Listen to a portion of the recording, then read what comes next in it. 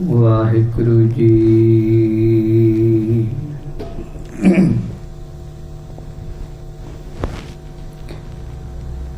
मैं अंधुले की टेक तेरा नाम खुंदकारा, मैं गरीब मैं मस्कीन तेरा नाम है अदारा। हम रुलते फिरते कोई बात न पूछता, गुर सतगुर संग कीरे हम थापे। धन धन गुरु नानक जन केरा, जित मिले चुके सद सोग संतापे। ज्ञान ध्यान किस कर्म न जाना, सार न जाना तेरी। सब ते वड्डा सतगुर नानक, जिन कल राखी मेरी। सब ते वड्डा सतगुर नानक, जिन कल राखी मेरी।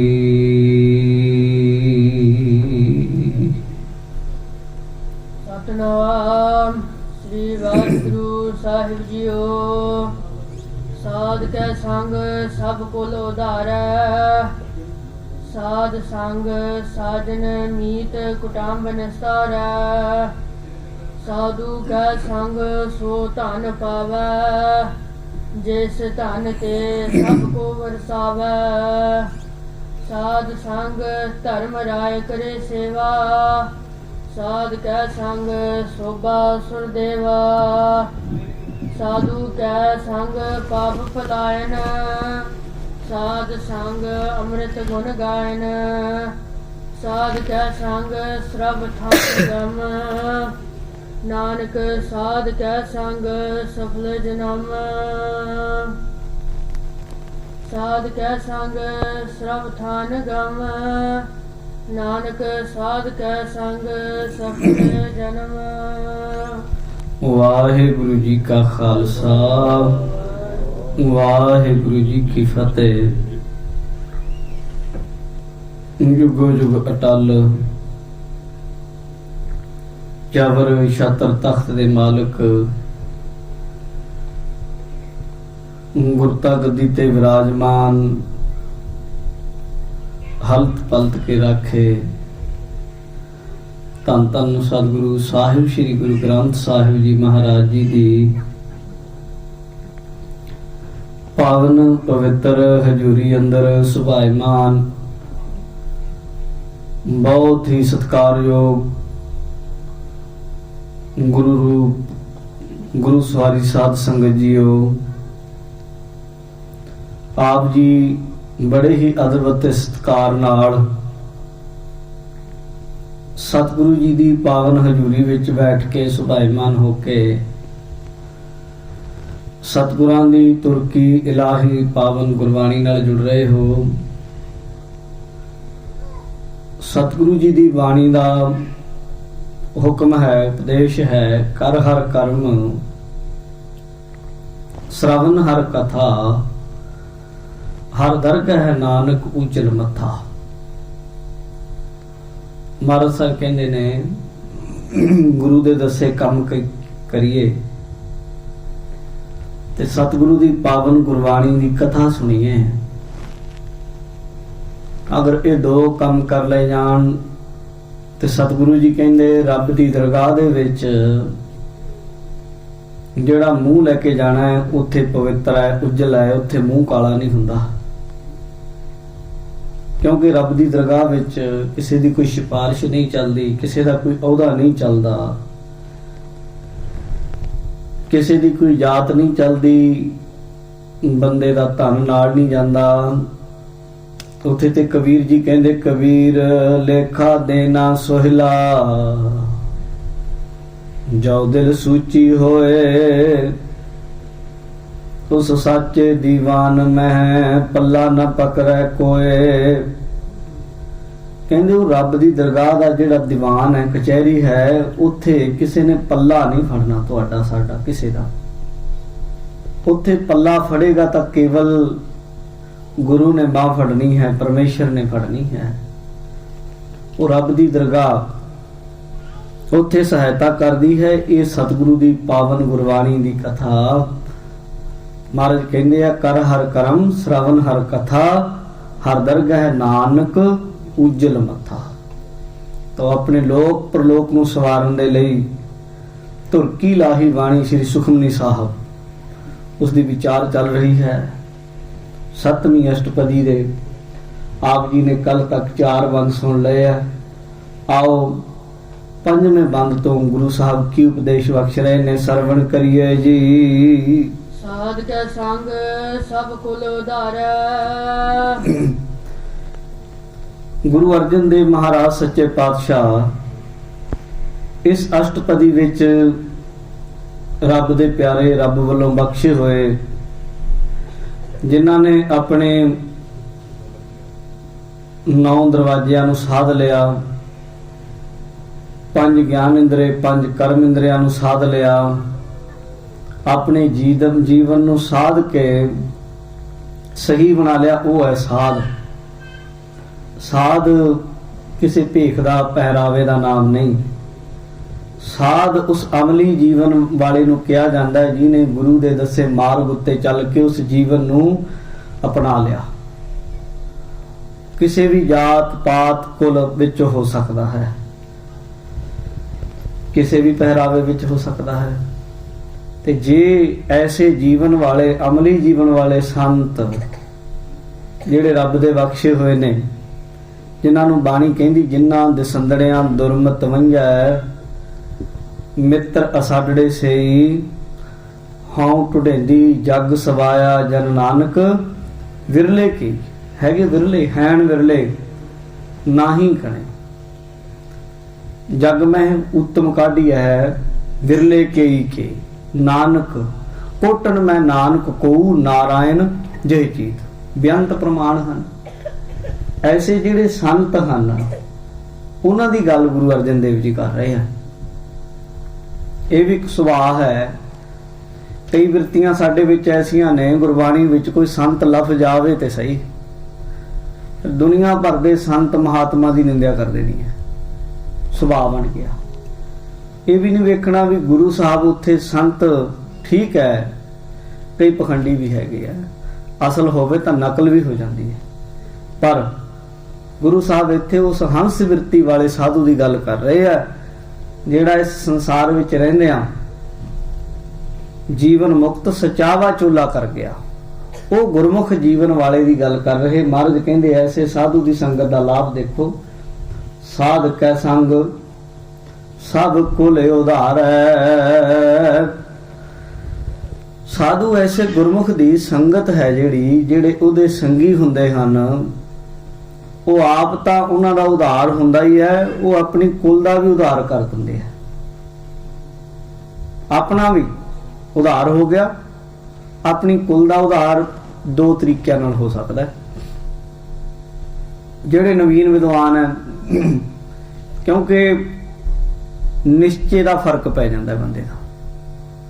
ਜਦੋਂ ਅਸੀਂ ਕਿਸੇ ਗੱਲ ਨੂੰ ਸੋਚਦੇ ਹਾਂ ਵੀ ਇਹਨੂੰ ਲੌਜੀਕਲੀ ਵੇਖੀਏ, ਇਹਦਾ ਕੀ ਅਰਥ ਬਣਦਾ ਹੈ, ਲੋਕਾਂ ਦੀ ਸੋਚ ਨਾਲ ਇਹਨੂੰ ਲਿੰਕ ਕਰ ਦਈਏ, ਫਿਰ ਕਈ ਵਾਰੀ ਸਾਡੀ ਕਚਿਆਈ ਜੀਵਨ ਵਿੱਚ ਆ ਜਾਂਦੀ, ਫਿਰ ਅਸੀਂ ਨਵੇਂ ਰਾਹ ਲੱਭਦੇ ਹਾਂ। ਪਰ ਜੇ ਆਪਣੇ ਗੁਰੂ ਤੇ ਪੂਰਾ ਯਕੀਨ, ਭਰੋਸਾ ਹੋਵੇ, ਔਰ ਇਹ ਹੋਵੇ ਜੋ ਮੇਰੇ ਗੁਰੂ ਨੇ ਆਖਿਆ ਬਸ ਉਹ ਸੱਚ ਹੀ ਹੈ, ਦੋ ਗਾਹਾਂ ਕੁਛ ਨਹੀਂ। ਕਿਸੇ ਦੇ ਗੱਲ ਫਿੱਟ ਬੈਠੇ ਨਾ ਬੈਠੇ, ਕਿਸੇ ਲੌਜਿਕ ਵਿੱਚ ਆਵੇ ਨਾ ਆਵੇ, ਕਿਸੇ ਟੀਕਾਕਾਰ ਨੇ ਉਹਦੀ ਸਮਝ ਆ ਗਈ ਤਾਂ ਚੰਗੀ ਗੱਲ, ਉਹਦੀ ਨਹੀਂ ਵੀ ਆਈ ਵਿਆਖਿਆ ਕਰਦੇ ਤਾਂ ਵੀ, ਪਰ ਗੁਰੂ ਦੀ ਗੱਲ ਸੱਚ ਹੈ। ਇਹ ਯਕੀਨ ਹੋਣਾ ਚਾਹੀਦਾ ਆਪਣੇ ਗੁਰੂ ਦੇ ਉੱਤੇ। ਤੇ ਜਿਹੜੇ ਪਹਿਲੇ ਕਿਸਮ ਦੇ ਆ, ਜਾਂ ਕਿਉਂ ਕਹਿ ਲਈਏ ਅੱਜ ਦੇ ਵਿਦਵਾਨ ਆ, ਉਹ ਇਉਂ ਕਰ ਦਿੰਦੇ ਅਰਥ, ਸਾਧ ਕੈ ਸੰਗ ਸਭ ਕੁਲ ਉਧਾਰ ਹੈ, ਸਾਰੀ ਕੁਲ ਦਾ ਉਧਾਰ ਹੋ ਜਾਂਦਾ ਹੈ। ਕਹਿੰਦੇ ਜੀ ਕਿਵੇਂ ਹੁੰਦਾ ਹੈ? ਉਹਨਾਂ ਆਪਣੇ ਆਪ ਨੂੰ ਬਚਣ ਲਈ ਕਹਿੰਦੇ ਜੇ ਸ਼ਬਦ ਪਾ ਲਿਆ ਉਹਨਾਂ ਨੇ। ਕਹਿੰਦੇ ਜੇ ਉਹਦੀ ਕੁਲ ਹੈ, ਜਿਹੜੀ ਪਰਿਵਾਰ ਦੇ ਜੀ ਹੈ, ਜੇ ਉਸ ਬੰਦੇ ਦੀ ਗੱਲ ਮੰਨਣ ਤਾਂ ਕੁਲ ਦਾ ਉਧਾਰ ਹੁੰਦਾ ਹੈ। ਇੱਕ ਤੇ ਇਹ ਅਰਥ ਕਰ ਲੈਂਦੇ ਆ। ਨਾਲ ਉਦੋਂ ਵੀ ਜ਼ਿਆਦਾ ਚਲਾਕ ਹੈ ਜਿਹੜੇ ਉਦੋਂ ਵੀ ਘਟਾ ਕੇ ਗੱਲ ਨੂੰ ਕਰ ਲੈਂਦੇ। ਕਹਿੰਦੇ ਸਾਧੂ ਦੀ ਸੰਗਤ ਨਾਲ ਕੁਲ ਜਿਹੜੀ ਆਪਣੇ ਇੰਦਰੀਆਂ ਨੂੰ ਕਹਿ ਦਿੱਤਾ, ਆਪਣੀਆਂ ਅੱਖਾਂ ਨੂੰ ਕਹਿ ਦਿੱਤਾ, ਆਪਣੇ ਕੰਨਾਂ ਨੂੰ ਕਹਿ ਦਿੱਤਾ। ਬੰਦੇ ਦਾ ਅਸਲ ਪਰਿਵਾਰ ਤਾਂ ਇਹੀ ਹੈ। ਜੇ ਬੰਦਾ ਸਾਧੂ ਦੀ ਸੰਗਤ ਕਰੇਗਾ ਤੇ ਇਹਨਾਂ ਦਾ ਉਧਾਰ ਕਰ ਲਏਗਾ। ਇਹ ਵੀ ਗੱਲ ਮੰਨ ਲਈ ਜਾਵੇ। ਦੋਵੇਂ ਗੱਲਾਂ ਠੀਕ ਨੇ ਜਿਹੜੀ, ਪਰ ਅਸਲ ਰੂਪ ਵਿੱਚ ਸੱਚ ਤਾਂ ਇਹ ਹੈ, ਗੁਰਮੁਖਾਂ ਦੀ ਸੰਗਤ ਕਰਨ ਵਾਲੇ ਗੁਰਮੁਖ ਦੀ ਕੁਲ ਦਾ ਵੀ ਉਧਾਰ ਹੋ ਜਾਂਦਾ। ਇਹਦੇ ਚ ਕੋਈ ਦੋ ਰਾਵਾਂ ਨਹੀਂ। ਆਖੋ ਜੇ ਮੰਨੇਗਾ ਜੇ ਦਾ ਕੀ ਮਤਲਬ ਹੈ? ਕਿਉਂਕਿ ਸਾਧੂ ਦੀ ਸੰਗਤ ਵਿੱਚ ਉਹ ਇੱਕ ਅਦ੍ਰਿਸ਼ ਤਾਕਤ ਚੱਲਦੀ ਹੈ ਜਿਹੜੀ ਸਾਡੀਆਂ ਆਹ ਨੇਤਰਾਂ ਨਾਲ ਅਸੀਂ ਤਾਂ ਸਮਝਦੇ ਹਾਂ ਜੋ ਸਾਨੂੰ ਦਿਖ ਰਿਹਾ ਉਹੀ ਸਾਰਾ ਕੁਝ ਹੈ ਨਾ। ਅਣਡਿੱਠੀ ਦੁਨੀਆ ਬਹੁਤ ਕੁਝ ਹੈ। ਕਿਤੇ ਭਾਈ ਸਾਹਿਬ ਭਾਈ ਰਣਧੀਰ ਸਿੰਘ ਹੋਣਾ ਦੀਆਂ ਲਿਖੀਆਂ ਹੋਈਆਂ ਪੁਸਤਕਾਂ ਪੜ੍ਹੋ, ਅਣਡਿੱਠੀ ਦੁਨੀਆ। ਉਹ ਤੋਂ ਬਿਨਾਂ ਵੀ ਫਰਜ਼ ਕਰੋ ਆਹ ਹਾਲ ਵਿੱਚ ਬੈਠੇ ਸੀ, ਇਹਨੂੰ ਜੇ ਪੂਰੇ ਬੰਦਿਆਂ ਨਾਲ ਭਰ ਦੋ ਖਚਾ ਖਚ ਭਰ ਜਾਏਗਾ। ਅਸੀਂ ਆਖਾਂਗੇ ਜੀ ਫੁੱਲ ਭਰ ਗਿਆ, ਪਰ ਇਹਦੇ ਵਿੱਚ ਤੁਸੀਂ ਲਾਈਟਾਂ ਲਾ ਦਿਓ ਚਾਨਣ ਨਾਲ ਭਰ ਜਾਏਗਾ। ਤੁਸੀਂ ਆਖੋਗੇ ਜੀ ਚਾਨਣ ਨਾਲ ਭਰ ਗਿਆ, ਉਹਦੇ ਵਿੱਚ ਤੁਸੀਂ ਅਗਰਬੱਤੀ ਲਾ ਦਿਓ ਖੁਸ਼ਬੂ ਨਾਲ ਭਰ ਜਾਏਗਾ। ਫਿਰ ਆਖਾਂਗੇ ਜੀ ਤਾਂ ਖੁਸ਼ਬੂ ਨਾਲ ਭਰ ਗਿਆ। ਫਿਰ ਇੱਥੇ ਕੋਈ ਰੇਡੀਓ ਲਾ ਦਿਓ, ਸੈਂਕੜੇ ਚੈਨਲ ਚੱਲਦੇ ਆ, ਇੱਥੇ ਤਰ੍ਹਾਂ ਤਰ੍ਹਾਂ ਦੀ ਰੇਡੀਏਸ਼ਨ ਹੈ। ਜਣੀ ਇੰਨੇ ਕੁ ਹਾਲ ਵਿੱਚ ਤੁਹਾਡੇ ਹਿਸਾਬ ਨਾਲ ਇੰਨੀਆਂ ਚੀਜ਼ਾਂ ਆ ਸਕਦੀਆਂ ਨੇ ਜਿਹੜੀਆਂ ਤੁਹਾਡੇ ਦਿਮਾਗ 'ਚ ਫਿੱਟ ਬਹਿੰਦੀਆਂ ਨੇ। ਪਰ ਫਿਰ ਵੀ ਇਹ ਤੋਂ ਬਿਨਾਂ ਵੀ ਜੇ ਮਹਾਤਮਾ ਸੰਤ ਜਨਾਂ ਦੀ ਗੱਲ ਸੁਣੀ ਜਾਏ, ਉਹ ਕਹਿੰਦੇ ਬਹੁਤ ਕੁਛ ਹੈ ਇਹਦੇ ਵਿੱਚ, ਇਸ ਬ੍ਰਹਿਮੰਡ ਵਿੱਚ। ਤੇ ਜਿਹੜਾ ਸੰਤ ਹੈ, ਜਿਹਦਾ ਜੀਵਨ ਹੈ ਗੁਰੂ ਦੇ ਦੱਸੇ ਅਨੁਸਾਰ ਅਮਲੀ, ਸਿਮਰਨ ਕਰਨਾ, ਬਾਣੀ ਪੜ੍ਹਨੀ, ਗੁਰੂ ਅਨੁਸਾਰ ਚੱਲਣਾ, ਉਹਦੇ ਜੀਵਨ ਵਿੱਚ ਇੱਕ ਖੁਸ਼ਬੂ ਐਸੀ ਹੈ ਜਿਵੇਂ ਕੋਈ ਫੁੱਲ ਕੋਲ ਚਲੇ ਜਾਓ, ਫੁੱਲ ਦੇ ਕੋਲ ਆਟੋਮੈਟਿਕ ਹੀ ਇੱਕ ਖੁਸ਼ਬੂ ਹੈ ਜਿਹੜੀ ਸਾਡੀ ਨੱਕ ਸੁੰਘ ਲੈਂਦੀ ਹੈ ਤੇ ਉਹ ਸਾਨੂੰ ਸੁਗੰਧੀ ਹੁੰਦੀ ਹੈ। ਪਰ ਸਾਧੂ ਦੇ ਕੋਲ ਉਹਦੀ ਇੱਕ એનર્ਜੀ ਸ਼ਬਦ ਤੁਹਾਡੇ ਸਮਝ ਆ ਸਕਦਾ ਸੌਖਾ, ਵੀ ਉਹਦੀ ਇੱਕ ਜੀਵਨ ਦੀ ਕਮਾਈ ਦੀ ਇੱਕ ਇਸ ਤਰ੍ਹਾਂ ਦੀ ਕਹਿ ਲਓ એનર્ਜੀ ਹੈ, ਤਾਕਤ ਹੈ, ਇੱਕ ਰੌਸ਼ਨੀ ਹੈ, ਨੂਰ ਹੈ, ਜਿਹਨੂੰ ਗੁਰਬਾਣੀ ਨੇ ਨੂਰ ਆਖਿਆ। ਨੂਰ ਅਰਸ਼ੋਂ ਕੁਰਸੋਂ ਚੱਟੀ ਹੈ। ਉਹ ਨੂਰ ਹੈ ਜਿਹਦੇ ਨਾਲ ਅਸੀਂ ਲਬਰੇਜ਼ ਹੋ ਜਾਂਦੇ ਹਾਂ। ਤੇ ਫਿਰ ਜਿੱਦਾਂ ਕੋਈ ਭਾਂਡਾ ਅਸੀਂ ਕਿਸੇ ਸਬਜ਼ੀ ਵਿੱਚ, ਕਿਸੇ ਦਾਲ ਵਿੱਚ ਪਾ ਦਈਏ, ਉਹ ਭਾਂਡੇ ਦੇ ਨਾਲ ਵੀ ਉਹ ਚੀਜ਼ ਲੱਗ ਕੇ ਆ ਜਾਂਦੀ ਨਾ। ਫਿਰ ਜਿੱਥੇ ਜਿੱਥੇ ਭਾਂਡਾ ਜਾਂਦਾ ਹੈ ਉਹਦੇ ਨਾਲ ਲੱਗੀ ਹੋਈ ਚੀਜ਼ ਉਹਦੇ ਕਣ ਜਾਂਦੇ ਆ। ਇਉਂ ਹੀ ਗੁਰਮੁਖਾਂ ਦੀ ਸੰਗਤ ਕਰਨ ਵਾਲੇ ਜਿਹੜੇ ਗੁਰਮੁਖ ਹੁੰਦੇ ਹਨ, ਉਹਨਾਂ ਤੇ ਵੀ ਨਾਮ ਦਾ ਰੰਗ ਚੜਿਆ ਹੁੰਦਾ ਹੈ ਤੇ ਉਹ ਕਿਣਕਾ ਜਿੱਧਰ ਜਾਂਦੇ ਉਹ ਮਹਿਕਾਂ ਖਿਲਾਰਦੇ ਜਾਂਦੇ ਆ। ਸਾਧੂ ਦੀ ਸੰਗਤ ਕਰਨ ਵਾਲੇ ਬੰਦਾ ਜਿੱਥੇ ਆਪ ਉਧਾਰ ਹੁੰਦਾ, ਉਹਦੀ ਕੁਲ ਦਾ ਉਧਾਰ ਹੁੰਦਾ। ਕੁਲ ਕੀ ਹੈ? ਅੱਜ ਤੇ ਮੈਡੀਕਲ ਸਾਇੰਸ ਬਹੁਤ ਤਰੱਕੀ ਕਰ ਰਹੀ ਹੈ, ਮਨੋਵਿਗਿਆਨ ਬਹੁਤ ਤਰੱਕੀ ਕਰ ਰਹੀ ਹੈ, ਸਾਇੰਸ ਬੜੇ ਪੱਖਾਂ 'ਚ ਤਰੱਕੀ ਕਰ ਰਹੀ ਹੈ। ਤੁਸੀਂ ਪੜ੍ਹੇ ਲਿਖੇ ਲੋਕ ਹੋ। ਜਿਹੜਾ ਬੰਦਾ ਬਣਦਾ ਹੈ ਜਦੋਂ ਮਾਂ ਕੀ ਰਕਤ ਪਿਤਾ ਬਿੰਦ ਧਾਰਾ, ਤੇ ਕਿਤੇ ਟੈਸਟ ਕੀਤਾ ਜਾਵੇ ਨਾ, ਇੱਕ ਛੋਟੇ ਜਿਹੇ ਅਣੂ ਦੇ ਅੰਦਰ ਬੰਦੇ ਦੇ ਕਿੱਦਾਂ ਦਾ ਇਹਦਾ ਰੰਗ ਹੋਏਗਾ, DNA ਦੇ ਵਿੱਚ ਛੁਪਿਆ ਹੋਇਆ ਉਹਦਾ ਰੰਗ, ਇਹਦਾ ਕਿੱਦਾਂ ਦਾ ਰੰਗ ਹੋਏਗਾ, ਕਿੱਦਾਂ ਦਾ ਇਹਦਾ ਸਵਾਸਥ ਹੋਏਗਾ, ਕਿੱਦਾਂ ਦੀਆਂ ਇਹਦੀਆਂ ਹੱਡੀਆਂ ਮਜ਼ਬੂਤ ਹੋਣਗੀਆਂ, ਕਿੰਨੀ ਕੁ ਉਮਰ ਤੱਕ ਜੀਣ ਦੀ ਸੰਭਾਵਨਾ ਹੈ। ਜਣੀ ਇਉਂ ਵੀ ਕਹਿਣ ਲੱਗੇ ਮਾਹਰ ਹੈ ਜਿਹੜੇ ਵੀ ਇੱਕ DNA ਵਿੱਚ ਇੰਨਾ ਕੁਝ ਲਿਖਿਆ ਹੋਇਆ ਹੈ, ਧਰਤੀ ਤੋਂ ਲੈ ਕੇ ਚੰਦਰਮਾ ਤੱਕ ਅਗਰ ਲਿਖ ਲਿਆ ਜਾਏ ਤੇ ਇੰਨਾ ਕੁਝ ਉਹਦੇ ਵਿੱਚ ਲਿਖਿਆ ਪਿਆ। ਕਿੱਥੋਂ ਆਉਂਦਾ ਉਹ? ਦੋ ਚੀਜ਼ਾਂ ਹੁੰਦੀਆਂ, ਇੱਕ ਮਾਤਾ ਪਿਤਾ ਦਾ ਸਾਡਾ DNA ਖੂਨ ਜਿੱਥੋਂ ਅਸੀਂ ਚੱਲਦੇ ਹਾਂ, ਇੱਕ ਸਾਡੇ ਸੰਸਕਾਰ। ਜਿਹੜਾ ਗੁਰਮੁਖ ਦੀ ਸੰਗਤ ਕਰਦਾ ਹੈ, ਜਿਹੜਾ ਬਜ਼ੁਰਗ ਕੋਈ, ਉਹਦੇ ਖੂਨ ਵਿੱਚ ਹੀ ਉਹ ਸੰਸਕਾਰ ਚਲੇ ਜਾਂਦੇ ਆ, ਅੱਗੇ ਜਾਂਦੇ ਆ। ਜਿਵੇਂ ਬਿਮਾਰੀਆਂ DNA ਤੋਂ ਮਿਲਦੀਆਂ, ਕਈ ਬੰਦੇ ਸ਼ੂਗਰ ਦੀ ਬਿਮਾਰੀ ਹੈ, ਕਈ ਅੱਗੇ ਦੀ ਅੱਗੇ ਚਲੀ ਜਾਂਦੀਆਂ, ਬਹੁਤ ਸਾਰੀਆਂ ਇਦਾਂ ਦੀਆਂ ਚੀਜ਼ਾਂ। ਜੇ ਇੱਕ ਬਿਮਾਰੀ ਅੱਗੇ ਤੋਂ ਅੱਗੇ ਸਫ਼ਰ ਕਰਦੀ ਹੈ, ਬੰਦਗੀ ਨੂੰ ਇੰਨਾ ਕਮਜ਼ੋਰ ਕਿਉਂ ਸਮਝੀਏ ਵੀ ਅੱਗੇ ਸਫ਼ਰ ਨਹੀਂ ਕਰਦੀ? ਉਹ ਕਰਦੀ ਹੈ, ਪੀੜ੍ਹੀਆਂ ਦਰ ਪੀੜ੍ਹੀਆਂ ਕਰਦੀ ਹੈ। ਐਵੇਂ ਬਾਣੀ 'ਚ ਨਹੀਂ ਲਿਖਿਆ ਵੀ 21 ਕੁਲਾਂ ਤੱਕ ਸੰਭਾਵਨਾ ਜਾਂਦੀ ਹੈ। ਇੱਕ ਬੰਦਗੀ ਕਰਨ ਵਾਲਾ ਜੀਵਨ ਵਾਲਾ ਗੁਰਸਿੱਖ ਨਾਮ ਜਪਣ ਵਾਲਾ ਅਗਰ ਪਹਿਚਾਨਣ ਵਾਲਾ ਕੋਈ ਹੋਵੇ, ਉਹ ਬੰਦੇ ਨੂੰ ਵੇਖ ਕੇ ਦੱਸ ਦਿੰਦਾ ਕੋਈ ਤੁਹਾਡੀ ਕੁਲ ਵਿੱਚ ਅੱਜ ਨਹੀਂ 5 ਪੀੜ੍ਹੀਆਂ 7 ਪੀੜ੍ਹੀਆਂ ਹੋ ਸਕਦਾ 21ਵੀਂ ਪੀੜ੍ਹੀ ਤੇ ਜਾ ਕੇ ਤੁਹਾਡੀ ਕੋਈ ਕੁਲ ਵਿੱਚ ਵੰਸ਼ ਵਿੱਚ ਕੋਈ ਗੁਰਮੁਖ ਸੀ ਜਿਹਨੇ ਨਾਮ ਜਪਿਆ, ਕਿਉਂਕਿ ਨਾਮ ਚੜ੍ਹਦਾ ਰੰਗ ਚੜ੍ਹਦਾ। ਇਹ ਬਹੁਤ ਕੁਝ ਐਸਾ ਹੈ। ਗੁਰੂ ਸਾਹਿਬ ਇਹ ਗੱਲ ਨੂੰ ਆਪਣੇ ਤਰੀਕੇ ਸਮਝਾ ਰਹੇ ਹਨ। ਮੈਂ ਸਮਝਦਾ ਤੁਹਾਨੂੰ ਗੱਲ ਸਮਝ ਲੱਗੀ ਹੋਵੇਗੀ ਵੀ ਇੱਧਰ ਉੱਧਰ ਗੱਲਾਂ ਕਰਨ ਨਾਲੋਂ ਇਹ ਗੱਲ ਨੂੰ ਅੰਦਰੋਂ ਗਹਿਰਾਈ ਨਾਲ ਮੰਨ ਲਿਆ ਜਾਏ ਕਿ ਗੁਰੂ ਸਾਹਿਬ ਕਹਿ ਰਹੇ ਆ ਸਾਧ ਕੈ ਸੰਗ ਸਭ ਕੁਲ ਉਧਾਰ ਹੈ। ਗੁਰਮੁਖਾਂ ਦੀ ਸੰਗਤ ਕਰਨ ਦੇ ਨਾਲ ਤੁਹਾਡਾ ਤੇ ਉਧਾਰ ਹੁੰਦਾ ਹੀ ਹੈ, ਸਾਰੀ ਕੁਲ ਦਾ ਵੀ ਉਧਾਰ ਹੁੰਦਾ ਹੈ, ਤੁਹਾਡੀਆਂ ਆਉਣ ਵਾਲੀਆਂ ਪੀੜ੍ਹੀਆਂ ਤੇ ਵੀ ਉਹਦਾ ਅਸਰ ਜਾਂਦਾ ਹੈ। ਸਾਧ ਸੰਗ ਸਾਜਨ ਮੀਤ ਕੁਟੰਬ ਨਿਸਤਾਰ।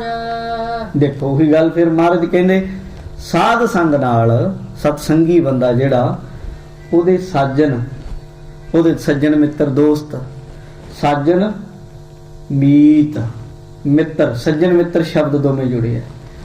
ਕੁਟੰਬ, ਕੁਟੰਬ ਹੁੰਦੇ ਰਿਸ਼ਤੇਦਾਰ ਸਾਕ ਸੰਬੰਧੀ। ਮਹਾਰਾਜ ਸਾਹਿਬ ਕਹਿੰਦੇ ਨਿਸਤਾਰਾ ਭਾਈ, ਇਹਨਾਂ ਦਾ ਨਿਸ਼ਚੇ ਕਰਕੇ ਉਹ ਤਰ ਜਾਂਦੇ ਹਨ। ਜਿਹੜੇ ਸਾਧੂ ਦੇ ਸੰਗਤ ਕਰਨ ਵਾਲੇ ਐ ਉਹਨਾਂ ਦਾ ਵੀ ਅੱਗੇ ਜਿਹੜਾ ਇਹ ਸੱਜਣ ਮਿੱਤਰ ਹਨ ਉਹਨਾਂ ਦਾ ਵੀ ਉਧਾਰ ਹੁੰਦਾ ਹੈ। ਸਾਧੂ ਕੈ ਸੰਗ ਸੋ ਧਨ ਪਾਵੈ। ਕਹਿੰਦੇ ਜੀ ਕੀ ਐਸਾ ਹੈ ਸਾਧੂ ਕੋਲ, ਐਸਾ ਕੀ ਹੈ? ਮਹਾਰਾਜ ਕਹਿੰਦੇ ਉਹਨਾਂ ਕੋਲ ਵੀ ਇੱਕ ਧਨ ਹੁੰਦਾ, ਪੂੰਜੀ ਆ ਉਹਨਾਂ ਕੋਲ। ਜਿਵੇਂ ਆਪਾਂ ਦਿਨ ਰਾਤ ਕੰਮ ਕਰਦੇ ਆ, ਆਪਣੇ ਕੋਲ ਪੈਸੇ ਬਣ ਜਾਂਦੇ, ਪੂੰਜੀ ਬਣ ਜਾਂਦੀ, ਤੁਸੀਂ ਇਕੱਠੇ ਕਰਕੇ ਰੱਖਦੇ। ਹਰ ਕਿਸੇ ਦੀ ਪੂੰਜੀ ਹੈ, ਪਰ ਗੁਰਮੁਖਾਂ ਕੋਲ, ਨਾਮ ਜਪਣ ਵਾਲਿਆਂ ਕੋਲ ਸੱਚਾ ਧਨ ਹੈ। ਸਾਡੇ ਕੋਲ ਜਿਹੜਾ ਧਨ ਹੈ ਇਹਨੂੰ ਕਾਚਾ ਧਨ ਆਖਿਆ। ਕਾਚਾ ਧਨ ਸੰਚੈ ਮੁਕਤ ਕਵਾਰ। ਜਿਹੜਾ ਕੱਚਾ ਧਨ ਹੈ ਇਹਨੂੰ ਹਰ ਕੋਈ ਇਕੱਠਾ ਕਰਦਾ ਫਿਰਦਾ। ਤੇ ਮਹਾਰਾਜ ਸਾਹਿਬ ਕਹਿੰਦੇ ਸਾਧੂ ਦੀ ਸੰਗਤ ਹੈ ਜਿਹੜੀ, ਉਹ ਸਾਚਾ ਧਨ ਗੁਰਮਤੀ ਪਾਏ। ਕਾਚਾ ਧਨ ਫੁਨ ਆਵੇ ਜਾਏ। ਸੱਚਾ ਧਨ ਗੁਰਮੁਖਾਂ ਕੋਲ ਹੈ, ਇਹ ਸਾਧੂਆਂ ਨੂੰ ਮਿਲਦਾ ਹੈ। ਜਿਸ ਧਨ ਤੇ ਸਭ ਕੋ ਵਰਸਾਵਾ। ਮਹਾਰਾਜ ਸਾਹਿਬ ਕਹਿੰਦੇ ਸਾਧੂ ਦੇ ਕੋਲ ਐਸਾ ਧਨ ਹੈ ਜਿਹਦੇ ਨਾਲ ਹਰੇਕ ਨੂੰ ਰਜਾਇਆ ਜਾ ਸਕਦਾ। ਆ ਜਿਹੜੇ ਆਪਣੇ ਕੋਲ ਪੈਸੇ ਟਕੇ ਆ ਨਾ, ਇਹ ਇਉਂ ਨਹੀਂ ਆ ਵੀ ਹਰੇਕ ਜਗ੍ਹਾ ਕੰਮ ਆ ਜਾਂਦੇ ਨਾ। ਇਹ ਤਾਂ ਤੁਹਾਡੇ ਦੇਸ਼ ਦੀ ਕਰੰਸੀ ਕਿਸੇ ਹੋਰ ਦੇਸ਼ 'ਚ ਚੱਲ ਜਾਓ ਉੱਥੇ ਨਹੀਂ ਚੱਲਦੀ। ਕਈ ਵਾਰੀ ਤਾਂ ਆਪਣੇ ਦੇਸ਼ ਦੀ ਐ ਨਹੀਂ ਪਤਾ, ਕੋਈ ਸਿਰ ਫਿਰਿਆ ਰਾਤ ਨੂੰ ਕਹਿ ਦੇ ਲਓ ਵੀ ਅੱਜ 12 ਵਜੇ ਤੋਂ ਬਾਅਦ ਬੰਦ ਨੇ, ਉੱਥੇ ਹੀ ਚੱਲਣੋਂ ਹਟ ਜਾਂਦੀ। ਮੁੜ ਕੇ ਲੋਕੀ ਕਹਿੰਦੇ ਵੀ ਕੀ ਕਰੀਏ, ਚੁੱਲ੍ਹਿਆਂ 'ਚ ਫੂਕੀਏ। ਹੈ ਤਾਂ ਨਾ ਖੂਨ ਪਸੀਨਾ ਕੱਢ ਕੇ ਜੋੜਿਆ, ਤੁਹਾਡੇ ਦੇਸ਼ 'ਚ ਕੰਮ ਨਹੀਂ ਆਉਂਦਾ, ਹਰੇਕ ਜਗ੍ਹਾ ਨਹੀਂ ਆਉਂਦਾ। ਪਰ ਗੁਰੂ ਸਾਹਿਬ ਕਹਿੰਦੇ ਆ, ਗੁਰੂ ਅਰਜਨ ਦੇਵ ਜੀ, ਗੁਰਮੁਖਾਂ ਕੋਲ ਇੱਕ ਐਸਾ ਖਜ਼ਾਨਾ ਹੈ ਜਿਹੜਾ ਹਰੇਕ ਜਗ੍ਹਾ ਕੰਮ ਆਉਂਦਾ ਹੈ। ਉਹ ਕੀ ਹੈ? ਨਾਮ। ਤਾਂ ਮਹਾਰਾਜ ਸਾਹਿਬ ਕਹਿ ਰਹੇ ਆ, ਕਹਿੰਦੇ ਉਹਦੇ ਨਾਲ ਉਹ ਸਭ ਨੂੰ ਭਰੋਸਾ ਦਿੰਦੇ ਆ। ਭਰੋਸਾ ਦਾ ਅਰਥ ਹੈ ਉਹਦਾ ਭਲਾ ਕਰ ਦੇਣਾ, ਉਹਦੇ ਉੱਤੇ ਭਰੋਸਾਣ ਦਾ ਅਰਥ ਹੈ ਉਹਨੂੰ ਤ੍ਰਿਪਤ ਕਰ ਦੇਣਾ, ਰਜਾ ਦੇਣਾ। ਮਹਾਰਾਜ ਸਾਹਿਬ ਕਹਿੰਦੇ ਨੇ ਸਾਧੂਆਂ ਦੇ ਕੋਲ ਇੱਕ ਐਸਾ ਖਜ਼ਾਨਾ ਹੈ, ਧਨ ਹੈ, ਜਿਹਦੇ ਨਾਲ ਉਹ ਸਭ ਦਾ ਭਲਾ ਕਰਦੇ ਆ, ਜਿਹੜਾ ਵੀ ਕੋਈ ਉਹਦੇ ਕੋਲ ਜਾਂਦਾ ਹੈ। ਇਉਂ ਮਹਾਰਾਜ ਸਾਹਿਬ ਕਹਿੰਦੇ ਉਹ ਖਜ਼ਾਨਾ ਆਇਆ ਕਿੱਥੋਂ? ਉਹ ਸਾਡੇ ਸਾਰਿਆਂ ਨੂੰ ਗੁਰੂ ਸਾਹਿਬ ਨੇ ਦਿੱਤਾ ਹੈ। ਬਾਣੀ 'ਚ ਲਿਖਿਆ, ਗੁਰ ਬਾਬੇ ਕਾ ਖੋਲ ਡਿਠਾ ਖਜ਼ਾਨਾ, ਤਾਂ ਮੇਰਾ ਮਨ ਭਇਆ ਨਿਦਾਨਾ। ਰਤਨਾ ਰਤਨ ਪਦਾਰਥ ਬਹੁ ਸਾਗਰ ਭਰਿਆ ਰਾਮ, ਬਾਣੀ ਗੁਰਬਾਣੀ ਲਾਗੇ ਤਿੰਨ ਹੱਥ ਚੜਿਆ ਰਾਮ। ਗੁਰੂ ਦੇ ਕੋਲ ਜਦੋਂ ਗੁਰਸਿੱਖ ਜਾਂ ਸਾਧੂ ਕੋਲ ਜਾਂਦਾ ਹੈ, ਉਹ ਤੇਰੇ ਅੰਦਰੋਂ ਹੀ ਕਹਿੰਦੇ ਪ੍ਰਗਟ ਕਰ ਦਿੰਦਾ। ਮੱਤ ਵਿੱਚ ਰਤਨ ਜਵਾਹਰ ਮਾਣਿਕ, ਜੇ ਇੱਕ ਗੁਰ ਕੀ ਸਿੱਖ ਸੁਣੀ। ਜੇ ਗੁਰੂ ਦੀ ਕਿਤੇ ਇੱਕ ਸਿੱਖਿਆ ਗੁਰਸਿੱਖ ਸੁਣ ਲਏ ਤੇ ਤੇਰੇ ਆਪਣੇ ਅੰਦਰੋਂ ਹੀ ਉਹ ਜਿਹੜਾ ਉਹਨਾਂ ਕੋਲ ਖਜ਼ਾਨਾ ਹੈ ਤੇਰੇ ਅੰਦਰੋਂ ਪ੍ਰਗਟ ਕਰ ਦਿੰਦੇ ਹਨ। ਸਾਧ ਸੰਗ ਧਰਮ ਰਾਏ ਕਰੇ ਸੇਵਾ। ਮਹਾਰਾਜ ਸਾਹਿਬ ਕਹਿੰਦੇ ਗੁਰਮੁਖਾਂ ਦੀ ਸੰਗਤ ਦਾ ਬਹੁਤ ਲਾਭ ਹੈ। ਮਹਾਰਾਜ ਕਿੰਨਾ ਸਤਿਗੁਰੂ ਜੀ ਕਹਿੰਦੇ ਧਰਮ ਰਾਏ, ਧਰਮ ਰਾਜਾ, ਜਿਹੜੀ ਇੱਕ ਤੇ ਇਹ ਦੁਨੀਆ ਜਿਹਦੇ ਵਿੱਚ ਅਸੀਂ ਰਹਿ ਰਹੇ ਹਾਂ, ਜਿਹਨੂੰ ਮਹਾਰਾਜ ਨੇ ਆਖਿਆ ਵੀ ਇਹ ਸੁਪਨੇ ਦੀ ਤਰ੍ਹਾਂ, ਜਿਵੇਂ ਆਪਾਂ ਰਾਤ ਨੂੰ ਸੁੱਤਾ ਸੁਪਨਾ ਵੇਖ ਲਿਆ, ਫਿਰ ਜਦੋਂ ਉੱਠਦੇ ਆ ਤੇ ਕਿਤੇ ਹੋਰੇ ਦੁਨੀਆ ਵਿੱਚ ਹੁੰਦੇ ਆ। ਇਹ ਦੁਨੀਆ ਨੂੰ ਮੁਸਾਫਰਖਾਨਾ ਆਖਿਆ ਮਹਾਰਾਜ ਨੇ। ਇਹਾਂ ਬਸਣਾ ਰਾਤ ਮੂੜੇ, ਉੱਠ ਚਲਸੈਂ ਪ੍ਰਭਾਤ ਮੂੜੇ। ਇਹ ਇੱਕ ਤੇ ਇਹ ਦੁਨੀਆ ਹੈ ਕਰਮ ਭੂਮੀ, ਤੇ ਇੱਕ ਉਹ ਦੁਨੀਆ ਹੈ ਜਿੱਥੇ ਜਾਣਾ ਹੈ ਕਿ ਜੋ ਕੁਝ ਅਸੀਂ ਕੀਤਾ, ਅਸੀਂ ਪੂੰਜੀ ਲੈ ਕੇ ਆਏ, ਹਿਸਾਬ ਕਿਤਾਬ ਹੋਣਾ ਸਾਡਾ। ਜਿਹੜਾ ਬੰਦਾ ਅੱਗੇ ਬੈਠਾ ਹੈ ਉਹਨੂੰ ਧਰਮ ਰਾਏ ਹੈ ਬਾਣੀਆਂ, ਧਰਮ ਰਾਏ ਨੂੰ ਬਾਣੀਆਂ ਆਖਿਆ, ਧਰਮ ਰਾਏ ਹੈ ਦੇਵਤਾ ਵੀ ਆਖਿਆ, ਧਰਮ ਰਾਏ ਦਰ ਲੇਖਾ ਮੰਗਿਆ ਵੀ ਆਖਿਆ। ਬਹੁਤ ਸਾਰੇ ਬਾਣੀ ਵਿੱਚ ਇਸ ਤਰ੍ਹਾਂ ਦੇ ਸ਼ਬਦ ਮਿਲਣਗੇ। ਜਾਣੀ ਧਰਮ ਦਾ ਦੇਵਤਾ ਜੋ ਬੰਦੇ ਦੇ ਕੀਤੇ ਕਰਮਾਂ ਅਨੁਸਾਰ ਨਿਆਂ ਕਰਦਾ ਹੈ। ਧਰਮ ਰਾਏ ਨੂੰ ਹੁਕਮ ਹੈ, ਉਹਨੂੰ ਹੁਕਮ ਹੈ ਬਹਿ ਸੱਚਾ ਨਿਉ ਵਿਚਾਰ, ਉਹਨੂੰ ਹੁਕਮ ਹੈ ਵੀ ਸੱਚ ਦਾ ਨਵੇੜਾ ਕਰਨਾ। ਤੂੰ ਕੋਈ ਇਧਰੋਂ ਉਧਰੋਂ ਗੱਲ ਨਹੀਂ ਕਰ ਸਕਦਾ। ਤੇ ਮਹਾਰਾਜ ਸਾਹਿਬ ਕਹਿੰਦੇ ਜਿਹੜੇ ਸਤਸੰਗੀ ਹੈ ਜੀ, ਜਦੋਂ ਰੱਬ ਦੀ ਦਰਗਾਹ ਜਾਂਦੇ ਹਨ, ਸਤਿਗੁਰੂ ਜੀ ਕਹਿੰਦੇ ਧਰਮ ਰਾਏ ਕਰੇ ਸੇਵਾ। ਸਾਧੂ ਦੀ ਸੰਗਤ ਦੇ ਨਾਲ ਜਦੋਂ ਕਮਾ ਕੇ ਸਤਸੰਗ ਕਰਕੇ ਜਾਂਦਾ ਹੈ ਗੁਰਮੁਖ, ਰੇ ਦਰਗਹਿ ਕਹੈ ਨਾ ਕੋ ਆਓ ਬੈਠ ਆਦਰ ਸ਼ੁਭ ਦੀ। ਦਰਗਾਹ 'ਚ ਕੋਈ ਪੁੱਛਦਾ ਵੀ ਨਹੀਂ ਵੀ ਤੂੰ ਕੌਣ, ਮਾੜੇ ਤਰੀਕੇ ਜਣੀ ਹੋਏ ਨਹੀਂ ਕਹਿੰਦਾ ਕੋਈ। ਉੱਥੇ ਉਸ ਦਰਗਾਹ ਦੇ ਵਿੱਚ ਗੁਰਬਾਣੀ ਵਿੱਚ ਬੜੀਆਂ ਸਾਰੀਆਂ ਉਦਾਹਰਨਾਂ ਦਿੱਤੀਆਂ ਨੇ ਵੀ ਕੋਈ ਲੰਮੀ ਉਮਰ ਵਾਲਾ ਵੀ ਹੋਵੇ। ਜਪਜੀ ਸਾਹਿਬ 'ਚ ਹੁੰਦਾ ਨਾ, ਜੇ ਯੁੱਗ ਚਾਰੇ ਆਰਜਾ, 4 ਯੁੱਗਾਂ ਦੀ ਉਮਰ ਵਾਲਾ, ਹੋਰ ਦਸੂਣੀ ਹੋਏ, ਹੋਰ 10 ਗੁਣਾ ਉਮਰ ਹੋਵੇ, ਨਵਾਂ ਖੰਡਾਂ ਵਿੱਚ ਜਾਣੀ ਹੈ, ਨਾਲ ਚੱਲੇ ਸਭ ਕੋਈ, 9 ਖੰਡ ਪ੍ਰਿਥਵੀ 'ਚ ਬੰਦੇ ਦਾ ਨਾਮ ਨਾ ਹੋਵੇ, ਮਸ਼ਹੂਰ ਹੋਵੇ ਬੰਦਾ, ਦੁਨੀਆ ਨਾਲ ਹੀ ਚੱਲ ਪਵੇ ਪਿੱਛੇ, ਐਡਾ ਵੱਡਾ ਹੋ ਜਾਵੇ ਬੰਦਾ, ਮਸ਼ਹੂਰ ਹੋਵੇ। ਨਵਾਂ ਖੰਡਾਂ ਵਿੱਚ ਜਾਣੀ ਹੈ, ਨਾਲ ਚੱਲਾ ਸਭ ਕੋਈ, ਚੰਗਾ ਨਾਮ ਰਖਾਏ ਕੈ ਜਸ ਕੀਰਤ ਜਗ ਲੈ। ਨਾਮ ਵੀ ਚੰਗਾ ਰਖਾ ਲਵੇ, ਆਪਣਾ ਵੀ ਨਾਮ ਬਦਲ ਲਵੇ ਤੇ ਦੁਨੀਆ ਕਹੇ ਵਾਹ ਵਾਹ ਇਹਦੇ ਵਰਗਾ ਕੋਈ। ਪਰ ਨਾਲ ਕੀ ਕਹਿ ਦਿੱਤਾ, ਜੇ ਤਿਸ ਨਦਰ ਨਾ ਆਵਈ ਤਾਂ ਬਾਤ ਨਾ ਪੁੱਛੇ ਕਿ। ਪਰ ਜੋ ਰੱਬ ਦੀ ਨਜ਼ਰ 'ਚ ਨਹੀਂ ਨਾ ਆਇਆ ਤਾਂ ਰੱਬ ਦੀ ਦਰਗਾਹ ਵਿੱਚ ਐਡੇ ਵੱਡੇ ਬੰਦੇ ਦੀ ਕਿਸੇ ਬਾਤ ਵੀ ਨਹੀਂ ਪੁੱਛਣੀ। ਤੂੰ ਹੁੰਦਾ ਕੌਣ ਹੈ? ਕੀਟਾਂ ਅੰਦਰ ਕੀਟ ਕਰ ਦੋਸ਼ੀ ਦੋਸਤ ਰੇ। ਕੀੜਿਆਂ 'ਚੋਂ ਵੀ ਕੀੜਾ, ਨਖਿੱਧ ਕੀੜਾ। ਇੱਕ ਤੇ ਆਮ ਕੀੜੇ ਹੁੰਦੇ, ਕਈ ਕੀੜਿਆਂ ਦੇ ਵਿੱਚ ਵੀ ਕੀੜੇ ਪੈ ਜਾਂਦੇ ਅੱਗੇ। ਕੀੜਾ ਜੁਨੀਆ ਸੱਪ, ਪਰ ਸੱਪ 'ਚ ਵੀ ਕੀੜੇ ਪੈ ਜਾਂਦੇ। ਕੀੜਿਆਂ ਦੇ ਵਿੱਚ ਕੀੜਾ ਬਣਾ ਕੇ ਉਹਨੂੰ ਸੁੱਟਿਆ ਜਾਂਦਾ।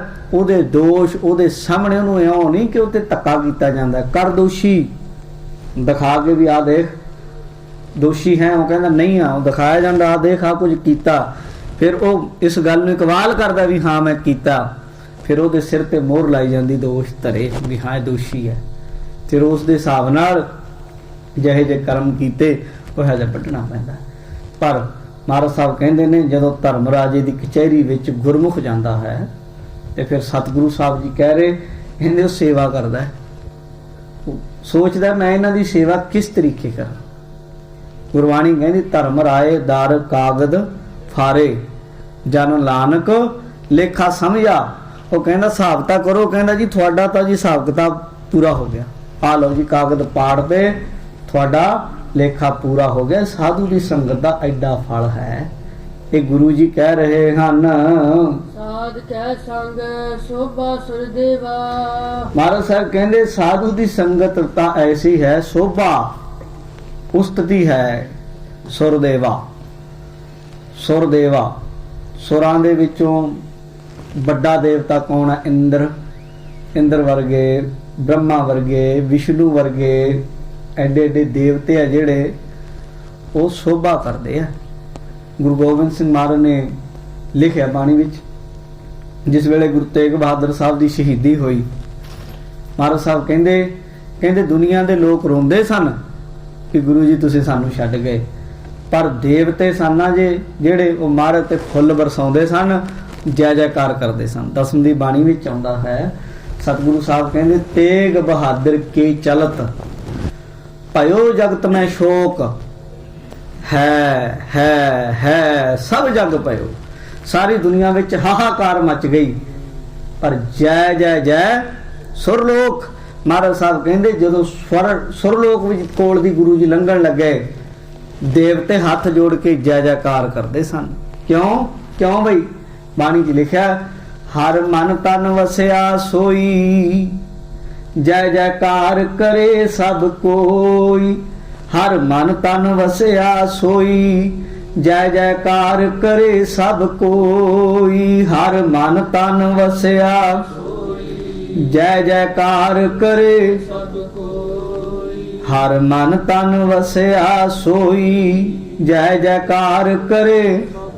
ਮਹਾਰਾਜ ਸਾਹਿਬ ਕਹਿੰਦੇ ਸਾਰੀ ਜੈ ਜੈਕਾਰ ਕਰਦੇ। ਧਰਮ ਰਾਜਾ ਵੀ ਉਹਨਾਂ ਦੀ ਸੇਵਾ ਕਰਦਾ ਹੈ, ਤੇ ਦੇਵਤੇ ਜਿਨ੍ਹਾਂ ਦਾ ਬੜਾ ਡਰ ਲੋਕਾਂ ਨੂੰ ਦਿੱਤਾ ਜਾਂਦਾ ਹੈ, ਦੇਵੀ ਦੇਵਤਿਆਂ ਨੂੰ ਲੋਕੀ ਪੂਜਦੇ ਜਿਨ੍ਹਾਂ ਨੂੰ। ਬਾਣੀ ਤੇ ਕਹਿਤੀ, ਦੇਵੀ ਦੇਵਾ ਪੂਜਿਆ ਭਾਈ, ਕਿਆ ਮੰਗ ਹੈ ਕਿਆ ਦੇ। ਗੁਰ ਜੈਸਾ ਨਾਹੀ ਕੋ ਦੇਵ, ਜਿਸ ਮਸਤਕ ਭਾਗ ਸੋ ਲਾਗਾ ਸੇਵ। ਮੈਂ ਨਾ ਗਨੇਸ਼ਾ ਪ੍ਰਥਮ ਮਨਾਉ, ਕਿਸ਼ਨ ਵਿਸ਼ਨ ਕਬ ਹੂੰ ਨਹਿ ਧਿਆਉ। ਕਾਨ ਸੁਨੇ ਪਹਿਚਾਨ ਨ 300, ਲਿਵ ਲਾਗੀ ਮੋਰੀ ਪਗ 100। ਉਹ ਗੁਰਮੁਖ ਹੈ ਜਿਹੜੇ ਉਹ ਨਹੀਂ ਉਹਨਾਂ ਦੀ ਪਰਵਾਹ ਕਰਦੇ।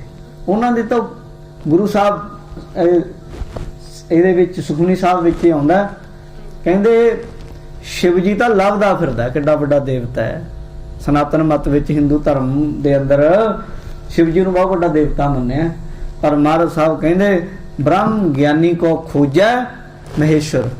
ਨਾਨਕ ਬ੍ਰਹਮ ਗਿਆਨੀ ਆਪ ਪਰਮੇਸ਼ਵਰ ਲੱਭਦਾ ਫਿਰਦਾ ਵੀ ਰੱਬ ਦੇ ਪਿਆਰੇ ਦੇ ਕਿਤੇ ਦਰਸ਼ਨ ਕਰ ਲਵਾਂ। ਤਾਂ ਉਹ ਐਸਾ ਮਹਾਰਾਜ ਕਹਿ ਰਹੇ ਨੇ, ਸੁਰਦੇਵ ਹਨ ਜਿਹੜੇ ਉਹ ਅੱਗੇ ਹੱਥ ਜੋੜਦੇ ਹਨ। ਸਾਧੂ ਕੈ ਸੰਗ ਪਾਪ ਭੁਲਾਇਨ। ਮਹਾਰਾਜ ਸਾਹਿਬ ਕਹਿੰਦੇ ਸਾਧੂ ਕੈ ਸੰਗ ਪਾਪ ਭੁਲਾਇਨ। ਗੁਰਮੁਖ ਦੀ ਸੰਗਤ ਦਾ ਬਹੁਤ ਵੱਡਾ ਲਾਭ ਹੈ ਜੀ। ਬੰਦੇ ਦੇ ਅੰਦਰ ਜਿਹੜੇ ਪਾਪ, ਇੱਕ ਦੋ ਤਰੀਕੇ ਹੁੰਦੇ ਆ ਪਾਪਾਂ ਦੇ। ਇੱਕ ਤੇ ਕਰ ਚੁੱਕੇ ਆ ਪਾਪ, ਉਹ ਵੀ ਪਾਪਾਂ ਦਾ ਸਾਡੇ ਉੱਤੇ ਭਾਰ ਹੈ। ਦੂਜਾ ਸਾਡੇ ਅੰਦਰ ਸੰਸਕਾਰ ਹੁੰਦੇ ਆ, ਜੋ ਕੁਝ ਅਸੀਂ ਕੀਤਾ ਸੰਸਕਾਰਾਂ ਦੇ ਹਿਸਾਬ ਨਾਲ ਅਸੀਂ ਮੁੜ ਉਸੇ ਰਾਹ ਤੇ ਜਾ ਸਕਦੇ ਹਾਂ। ਸੰਸਕਾਰ ਐਸੇ ਹੀ ਹੈ, ਆਦਤ ਜਿਹਨੂੰ ਕਹਿ ਦਿੰਦੇ ਆ, ਬੜੀ ਔਖੀ ਹੈ, ਆਦਤ ਛੁੱਟਦੀ ਨਹੀਂ। ਵਾਰਿਸ ਸ਼ਾਹ ਵਰਗੇ ਨੇ ਤਾਂ ਹੰਭ ਗਿਆ ਸੀ, ਉਹ ਕਹਿੰਦਾ ਵਾਰਿਸ ਸ਼ਾਹ ਨਾਲ ਆਦਤਾਂ ਜਾਂਦੀਆਂ ਨੇ ਜੇਕਰ ਕੱਟੀਏ ਪੂਰੀਆਂ। ਕਹਿੰਦਾ ਹੀ ਨਹੀਂ ਜਾਂਦੀਆਂ, ਪਰ ਗੁਰੂ ਸਾਹਿਬ ਕਹਿੰਦੇ ਚਲੀਆਂ ਜਾਂਦੀਆਂ। ਬੰਦੇ ਦੇ ਪਿਛਲੇ ਸੰਸਕਾਰ ਵੀ ਮਿਟ ਜਾਂਦੇ ਆ ਗੁਰਮੁਖਾਂ ਦੀ ਸੰਗਤ ਦੇ ਨਾਲ, ਤੇ ਨਾਲ ਬੰਦੇ ਦੇ ਕੀਤੇ ਹੋਏ ਪਾਪਾਂ ਦਾ ਭਾਰ ਉਹ ਵੀ ਲੱਥ ਜਾਂਦਾ ਹੈ। ਗੁਰਮੁਖ ਦੀ ਸੰਗਤ ਦਾ ਐਸਾ ਲਾਭ ਹੈ। ਸੈਂਕੜੇ ਉਦਾਹਰਨਾਂ ਬਾਣੀ ਵਿੱਚ ਹਨ। ਪਿੰਡ ਦੇ ਲੋਕਾਂ ਦੀਆਂ ਮੱਝਾਂ ਚੋਰੀ ਕਰ ਲਈਆਂ ਬੰਦੇ ਨੇ, ਇਤਿਹਾਸ ਦਾ ਬਹੁਤ ਵੱਡਾ ਜਰਨੈਲ ਹੋਇਆ ਜਿਹਦੀ ਮੈਂ ਗੱਲ ਕਰ। ਮੱਝਾਂ ਚੋਰੀ ਕਰ ਲਈਆਂ, ਪਿੰਡ ਦੇ ਲੋਕ ਪਿੱਛੇ ਪੈ ਗਏ, ਦੇਖਿਆ ਵੀ ਇਹ ਤਾਂ ਬਹੁਤ ਔਖਾ ਹੋ ਜੂ। ਅੱਗੇ ਇੱਕ ਸਾਧੂ ਦੀ ਕੁਟੀਆ 'ਚ ਜਾ ਕੇ ਵੜ ਗਿਆ, ਮਹਾਤਮਾ ਜੀ ਬਚਾ ਲਓ, ਅੱਜ ਬਚਾ ਲਓ ਭਾਈ, ਬਹਿ ਜਾ ਉੱਥੇ, ਵਾਹਿਗੁਰੂ ਵਾਹਿਗੁਰੂ ਕਰ ਲੈ, ਕੋਈ ਨਾ। ਪਿੰਡ ਦੇ ਲੋਕ ਆਏ, ਮੱਝਾਂ ਵਾਪਸ ਲੈ ਗਏ, ਤੇ ਉਹ ਬੰਦਾ ਸਮਝ ਦੇਖ ਕੇ ਕਹਿਣ ਲੱਗਾ ਜੀ ਧੰਨਵਾਦ ਤੁਹਾਡਾ ਬਚਾਇਆ। ਕਹਿੰਦਾ ਮੈਂ ਨਹੀਂ ਬਚਾਇਆ, ਆਏ ਤਾਂ ਅਸੀਂ ਦੇਖਣ, ਤੂੰ ਵਾਹਿਗੁਰੂ ਵਾਹਿਗੁਰੂ ਕਰਦਾ ਸੀ ਨਾ, ਉਹਨਾਂ ਨੇ ਦੇਖਿਆ ਕੋਈ ਨਾਮ ਜਪਦਾ ਬੰਦਾ, ਸਿਮਰਨ ਵਾਲਾ ਹੈ, ਇਹ ਚੋਰ ਨਹੀਂ ਹੋ ਸਕਦੇ, ਇਹ ਤੂੰ ਬਚ ਤਾਂ ਗਿਆ, ਤੂੰ ਵਾਹਿਗੁਰੂ ਦੇ ਨਾਮ ਦੀ ਮਾਲਾ ਫੇਰੀ ਗੁਰਮੁਖਾ, 10 ਮਿੰਟ ਮਾਲਾ ਫੇਰੀ, ਇੱਥੇ ਡਾਂਗਾ ਤੋਂ ਬਚ ਗਿਆ। ਜੇ ਕਿਤੇ ਜੀਵਨ ਭਰ ਫੇਰ ਲਵੇਂ ਅੱਗੇ ਜਮਾਂ ਤੋਂ ਬਚ ਸਕਦਾ। ਪਤਾ ਕੌਣ ਸੀ? ਭਾਈ ਵਿਧੀ ਚੰਦ। ਐਸਾ ਅਸਰ ਹੋਇਆ, ਕਹਿੰਦਾ ਮੈਨੂੰ ਆਪਣੇ ਗੁਰੂ ਨਾਲ ਮਿਲਾ ਦੇ। ਗੁਰੂ ਅਰਜਨ ਦੇਵ ਸਾਹਿਬ ਮਹਾਰਾਜ ਦੀ ਸ਼ਰਨ ਵਿੱਚ ਆਇਆ। ਆਖਰ ਜਦੋਂ ਭਾਈ ਵਿਧੀ ਚੰਦ ਨੂੰ ਗੁਰੂ ਹਰਗੋਬਿੰਦ ਸਾਹਿਬ ਨੇ ਗਲ ਲਾਇਆ ਨਾ ਏਦਾਂ ਸੀਨੇ ਨਾਲ, ਕਹਿੰਦੇ ਵਿਧੀ ਚੰਦ ਮੰਗ ਕੀ ਮੰਗਦਾ? 3 ਚੀਜ਼ਾਂ ਮੰਗੀਆਂ ਉਹਨੇ ਬੰਦੇ ਨੇ। ਕਹਿੰਦਾ ਮਹਾਰਾਜ ਵੈਸੇ ਤਾਂ ਤੁਸੀਂ ਸਭ ਕੁਝ ਦੇ ਦਿੱਤਾ, ਸੀਨੇ ਲਾ ਕੇ ਆਖਿਆ ਵਿਧੀ ਚੰਦ ਸੀਨਾ ਗੁਰੂ ਕਾ ਸੀਨਾ ਦੇ ਲੈ ਮੇਰਾ ਤੂੰ, ਪਰ ਜੇ ਖੁਸ਼ ਹੋਏ ਹੋ ਤਾਂ 3 ਚੀਜ਼ਾਂ ਦੇ ਦਿਓ। ਮਹਾਰਾਜ ਸਾਹਿਬ ਨੂੰ ਆਖਿਆ ਨਾਮ ਕਾ ਰੰਗ, ਸਾਧ ਕਾ ਸੰਗ, ਨਿਸ਼ਚਾ ਅਭੰਗ। ਇਹ 3 ਦਾਤਾਂ ਮੰਗੀਆਂ ਬਾਬਾ ਵਿਧੀ ਚੰਦ ਜੀ ਨੇ।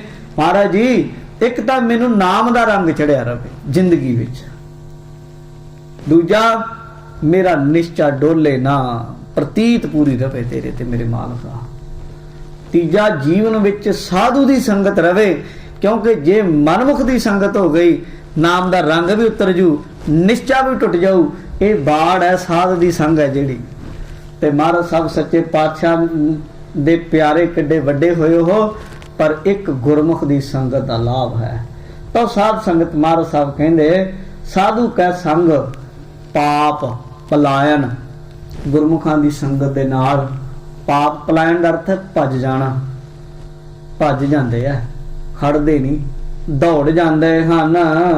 ਸਾਧ ਸੰਗ ਅੰਮ੍ਰਿਤ ਗੁਣ ਗਾਇਨ। ਗੁਰਮੁਖਾਂ ਦੀ ਸੰਗਤ ਦੇ ਨਾਲ ਬੰਦਾ ਜਿਹੜਾ ਸਾਰਾ ਦਿਨ ਮਾੜਾ ਚੰਗਾ ਹੀ ਬੋਲਦਾ ਰਹਿੰਦਾ, ਨਜ਼ਰ 'ਚ ਪਾਪ, ਸੁਰਤ 'ਚ ਪਾਪ, ਅੱਖਾਂ 'ਚ ਪਾਪ, ਕੰਨਾਂ 'ਚ ਪਾਪ, ਕੌੜਾ ਬੋਲਣਾ, ਭੈੜਾ ਸੁਣਨਾ, ਮੰਦਾ ਵੇਖਣਾ, ਇਹਨਾਂ ਚੀਜ਼ਾਂ ਵਿੱਚ ਫਸਿਆ ਰਹਿੰਦਾ।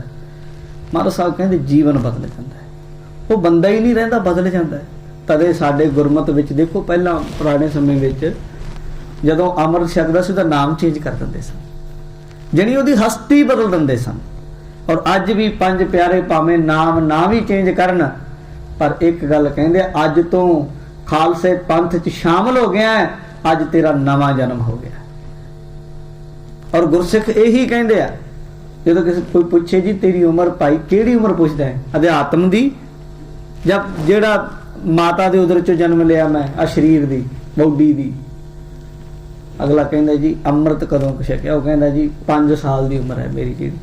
ਉਂਝ ਮੈਂ 35 ਸਾਲ ਦਾ, ਪਰ ਉਂਝ 5 ਸਾਲ ਪਹਿਲਾਂ ਅੰਮ੍ਰਿਤ ਛਕਿਆ। ਅਸਲ ਜੀਵਨੋਂ ਮੈਂ ਜੀਵਨ ਪਾਇਆ। ਅਸਲ ਜੀਵਨ ਤਾਂ ਆਇਆ ਸਤਿਗੁਰ ਕੈ ਜਨਮੇ ਗਵਨ ਮਿਟਾਇਆ। ਅਸਲ ਜਨਮ ਤਾਂ ਆ ਹੈ ਜਿਹੜਾ ਗੁਰੂ ਦੇ ਘਰ ਤੇ ਆਇਆ। ਤੇ ਸਾਧ ਸੰਗਤ ਜੀਵਨ ਬਦਲ ਜਾਂਦਾ ਹੈ, ਪਾਪ ਪਲਾਇਨ ਹੋ ਜਾਂਦੇ, ਤੇ ਬੰਦੇ ਦਾ ਜਿਹੜਾ ਕਾਲੇ ਲਿਖ, ਬਾਬਾ ਫਰੀਦ ਜੀ ਕਹਿੰਦੇ ਜੇ ਤੂੰ ਅਕਲ ਲਤੀਫ ਕਾਲੇ ਲਿਖਣਾ ਲਿਖ, ਕਾਲੇ ਹੀ ਲੇਖ ਲਿਖੀ ਫਿਰਦਾ ਹੈ। ਪੱਟੀ ਦੇ ਉੱਤੇ, ਸੁਰਤ ਦੀ ਉੱਤੇ, ਕਹਿੰਦੇ ਉੱਤੇ ਗੁਰੂ ਗੁਰਮਤ ਦਾ ਪੋਚਾ ਮਾਰ ਕੇ ਉਹਦੇ ਉੱਤੇ ਫਿਰ ਵਾਹਿਗੁਰੂ ਵਾਹਿਗੁਰੂ ਵਾਹਿਗੁਰੂ ਵਾਹਿਗੁਰੂ ਲਿਖਦਾ ਹੈ। ਫਿਰ ਉਹ ਕਹਿੰਦਾ ਨਹੀਂ ਛੋਡੂ ਰੇ ਬਾਬਾ ਰਾਮ ਨਾਮ ਮੇਰਾ ਔਰ ਪਰਨ ਸਿਓ ਨਹੀਂ ਨਿਕਾ। ਉਹ ਕਹਿੰਦਾ ਮੇਰੀ ਪੱਟੀਆਂ ਲਿਖ ਦਿਓ ਸ਼੍ਰੀ ਗੋਪਾਲ, ਮੇਰੀ ਪੱਟੀ ਦੇ ਉੱਤੇ ਸ਼੍ਰੀ ਗੋਪਾਲ ਵਾਹਿਗੁਰੂ ਵਾਹਿਗੁਰੂ ਲਿਖੋ। ਇਉਂ ਅੰਮ੍ਰਿਤ ਗੁਣ ਗਾਉਣ ਲੱਗ ਜਾਂਦਾ ਉਹ। ਅੰਮ੍ਰਿਤਮਈ ਵਾਹਿਗੁਰੂ ਦੇ ਗੁਣ ਅੰਮ੍ਰਿਤਮਈ ਹਨ ਸਾਧ ਸੰਗਤ, ਯਾਨੀ ਵਾਹਿਗੁਰੂ ਵਾਹਿਗੁਰੂ ਕਰਨਾ ਇਹ ਗੁਣ ਗਾਉਣ ਲੱਗ ਜਾਂਦਾ ਹੈ। ਸਾਧ ਕੈ ਸੰਗ ਸਰਬ ਥਾਨ ਗਮ। ਸਤਿਗੁਰੂ ਜੀ ਕਹਿੰਦੇ ਗੁਰਮੁਖਾਂ ਦੀ ਸੰਗਤ ਨਾਲ ਸਰਬ ਥਾਨ ਗਮ, ਸਾਰੇ ਥਾਵਾਂ ਵਿੱਚ ਉਹਦੀ ਗਮਤਾ ਹੋ ਜਾਂਦੀ ਹੈ। ਕਈ ਤਰੀਕੇ ਐ ਇਸ ਗੱਲ ਦੇ। ਐਸੇ ਗੁਰਮੁਖ ਵੀ ਹੈ ਇੱਥੇ ਬੈਠੇ ਬੈਠੇ ਸੁਰਤ ਦੇ ਰਾਹੀਂ ਬਹੁਤ ਦੂਰ ਦੂਰ ਦੇਸ਼ਾਂ ਦੀ ਯਾਤਰਾ ਕਰ ਲੈਂਦੇ। ਸਾਡੀ ਆਦਤ ਇਹ ਹੋ ਰਹੀ ਹੈ। ਭਾਈ ਗੁਰਦਾਸ ਜੀ ਨੇ ਆਖਿਆ ਗਿੱਦੜ ਦਾਖ ਨਾ ਪੜਿਆ ਆਖਿਆ ਥੂ ਕੌੜੀ। ਉਹ ਇੱਕ ਲੂੰਬੜੀ ਸੀ, ਉਹ ਦਾਖਾਂ ਵੇਖ ਕੇ 2-3 ਵਾਰੀ ਛਾਲਾਂ ਮਾਰੀਆਂ, ਪਹੁੰਚ ਨਹੀਂ ਸਕੀ। ਪਰ ਪੁੱਛ ਲਿਆ ਗਿੱਦੜਾ ਨੇ, ਮਾਸੀ ਉਹ ਅੰਗੂਰ ਨਹੀਂ ਖਾਦੇ? ਕਹਿੰਦੀ ਥੂ ਖੱਟੇ ਆ। ਭਾਈ ਗੁਰਦਾਸ ਜੀ ਕਹਿੰਦੇ ਹੰਸਾਂ ਨਾਲ ਟਟੀਰੀ ਕਿਉਂ ਪਹੁੰਚਿਆ ਦੌੜੀ? ਇੱਕ ਟਟੀਰੀ ਸੀ, ਉਹ ਨਾਲ ਦੀਆਂ ਨਾਲ ਲੜ ਪਈ। ਕਹਿੰਦੀ ਮੈਂ ਤਾਂ ਹੰਸਾਂ ਦੇ ਨਾਲ ਡਾਰੀ ਮਾਰੂ। ਉਹਨਾਂ ਨੇ ਬਥੇਰਾ ਸਮਝਾਇਆ ਭੈਣੇ ਆਪਣੇ ਤੋਂ। ਕਹਿੰਦੀ ਨਾ ਇਹਨਾਂ ਇਹਦੇ ਵੀ 2 ਖੰਭ ਮੇਰੇ ਵੀ 2, ਇਹਦੇ ਵੀ 2 ਲੱਤਾਂ ਮੇਰੇ ਵੀ, ਸਗੋਂ ਮੇਰਾ ਸਰੀਰ ਛੋਟਾ ਹੈ, ਮੈਂ ਤਾਂ ਨਾਲ ਜਾਊਂ। ਸਮਝਾਇਆ ਪਰ ਨਾ ਮੰਨੀ, ਨਾਲ ਉੱਡ ਪਈ। ਜਦੋਂ ਥੋੜੀ ਜੀ ਦੂਰ ਗਈ, ਟਟੀਰੀ ਦਾ ਕੰਮ ਹੁੰਦਾ 2 ਏਕੜ 2 ਕਿੱਲਿਆਂ ਤੋਂ ਫੇਰ ਥੱਲੇ ਉਹਨੇ ਛਾਲ ਮਾਰਨੀ, ਉੱਥੇ ਉਤਰ ਜਾਣਾ, ਟਿਚਕੂ ਕਰਦੇ। ਜ਼ੋਰ ਲਾ ਕੇ ਨਾਲ ਉੱਡੀ, 5-7 ਏਕੜ ਤੇ ਜਾ ਕੇ ਸਾਹ ਚੜ ਗਿਆ, ਥੱਲੇ ਡਿੱਗੀ। ਨਾਲ ਦੀਆਂ ਨੇ ਆ ਕੇ ਉਠਾਈ, ਕਹਿਣ ਲੱਗੀਆਂ ਭੈਣੇ ਗਈ ਨਹੀਂ ਨਾਲ। ਕਹਿੰਦੀ ਲੱਗੀ ਕਰਨ ਜਾਣਾ, ਕਮਲੇ ਐ ਨਹੀਂ ਉੱਡੀ ਜਾਣ, ਆਰਾਮ ਵੀ ਕਰਨਾ ਚਾਹੀਦਾ। ਭਾਈ ਗੁਰਦਾਸ ਨੇ ਲਿਖਿਆ ਹੰਸਾਂ ਨਾਲ ਟਟੀਰੀ ਕਿਉਂ ਪਹੁੰਚਿਆ ਦੌੜੀ, ਨੱਚਣ ਨੱਚ ਨਾ ਜਾਣੀ ਆਖੈ ਭੂਏ ਸੌੜੀ। ਕਹਿੰਦੇ ਨੱਚਣਾ ਆਪ ਨੂੰ ਨਹੀਂ ਆਉਂਦਾ, ਕਹਿੰਦੀ ਥਾਂ ਘੱਟ ਹੈ। ਭਾਈ ਗੁਰਦਾਸ ਦੀਆਂ ਵਾਰਾਂ ਨੇ, ਗੱਲ ਲੰਮੀ ਹੋ ਜਾਏਗੀ। ਸਾਧ ਕੈ ਸੰਗ ਸਰਬ ਥਾਨ ਗਮ। ਹੁਣ ਸਾਡੇ ਕਿਉਂਕਿ ਆਪਣਾ ਜੀਵਨ ਦਾ ਅਭਿਆਸ ਘਟਦਾ ਜਾਂਦਾ, ਅਸੀਂ ਹਰੇਕ ਗੱਲ ਨੂੰ ਫਿਰ ਸਮਝਦੇ ਹਾਂ ਵੀ ਸਾਡੀ ਮੋਰੀ ਦੀ ਥਾਣੀ, ਦਿਮਾਗ ਦੀ ਮੋਰੀ ਦੀ ਥਾਣੀ ਗੁਰਮਤ ਲੰਘ ਜਾਏ।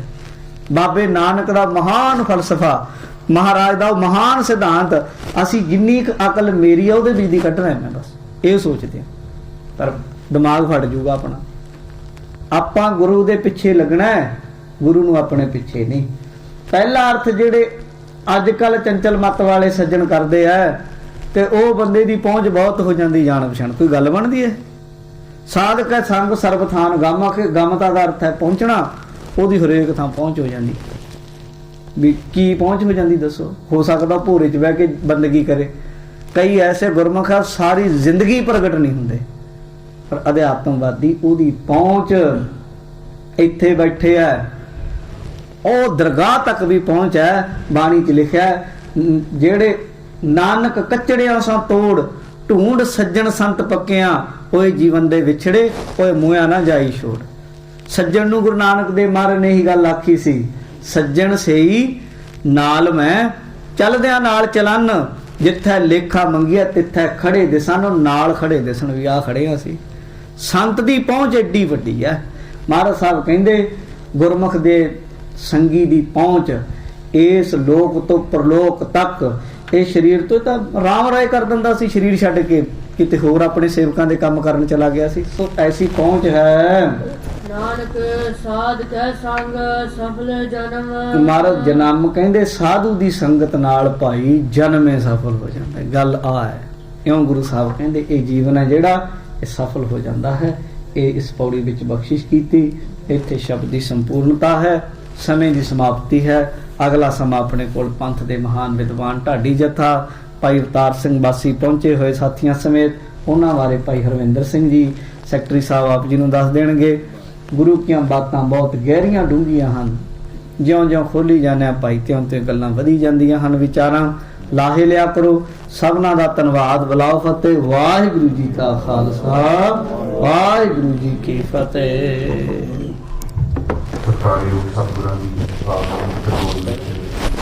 ਜੋ ਵੈਸੇ ਗੁਰੂ ਰੂਪ ਨੂੰ ਖਾਲਸਾ ਵਾਹਿਗੁਰੂ ਜੀ ਕਾ ਖਾਲਸਾ ਵਾਹਿਗੁਰੂ